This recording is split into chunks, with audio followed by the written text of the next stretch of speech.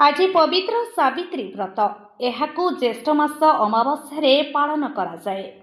सधवा नारी माने अखंड सौभाग्य और स्वामी को दीर्घ जीवन कामना करी एही व्रत पालन करिथांती।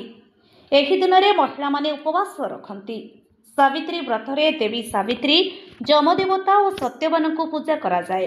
पुराण कहानी अनुसार जमराजा आसी सत्यवान प्राण नेवा समय रे सावित्री निज बुद्धि और सतीत्व बल जमराजंक ठारू निज स्वामी को प्राण फेरी पाइथिले।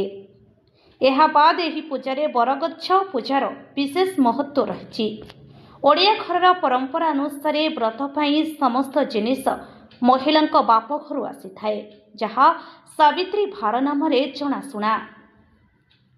एही पूजार आराध्य देवी हेउछंती मां सावित्री।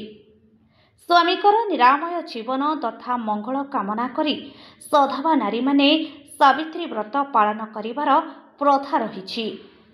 अनजन स्पर्श नकरी सधवा नारी माने एही व्रत पालन करी स्वामी को पूजा करिवार परंपरा रही।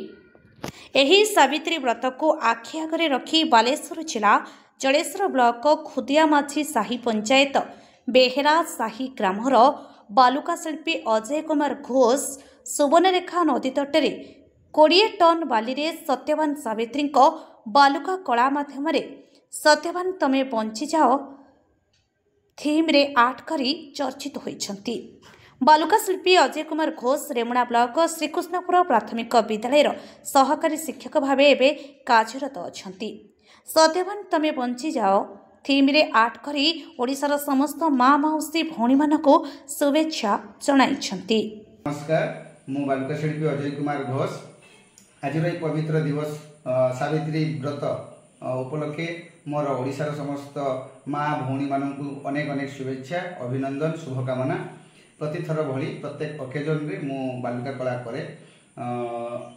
जदियो मु पेशारे शिक्षक रेमुणा ब्लॉक श्रीकृष्णपुर प्राथमिक विद्यालय में शिक्षकता करे, किंतु एवं अनेक ओकेजन भितर आपण माने अनेक आर्ट मोर देखिथिबे एवं अनेक शुभेच्छा भल पाइबा मध्य देइछंती।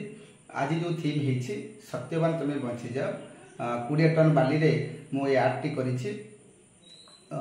ए आर्ट रो जानी मु बहुत आगु मध्य स्टार्ट करिछि एवं मोर गुरु मोर जे प्रेरणा जहाँ पाई पद्मश्री सुदर्शन पट्टनायक सार देखि देखि शिखुछि।